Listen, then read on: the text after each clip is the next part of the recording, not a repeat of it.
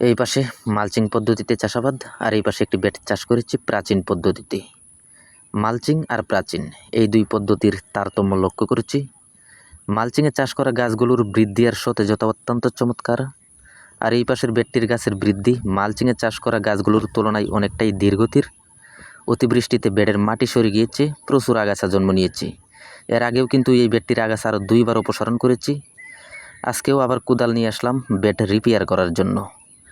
মালচিংয়ে চাষ করা বেডগুলোতে এই ধরনের পরিচর্যা বা পরিশ্রমগুলো করতে হয়নি, কিন্তু পুরাতন পদ্ধতিতে চাষ করা বেডটিতে এই কাজগুলো করতে হচ্ছে কিছুদিন পর পর। তো এই দুই পদ্ধতির চাষাবাদের অভিজ্ঞতা থেকে মনে হচ্ছে বর্তমান সময়ে যে কোনো সবজির চাষাবাদ মালচিংয়ে করা উচিত। এটি হচ্ছে বেড রিপেয়ার করার পরের দৃশ্য। বীজ বপনের বয়স আজকে 28 দিন, আর এই 28 দিনের মধ্যে পুরাতন পদ্ধতিতে চাষ করা বেডটির মধ্যে এই নিয়ে 2বার আগাছা অপসারণ এবং আজকে বেডে মাটি প্রয়োগ করার মতো কাজগুলো করতে হয়েছে।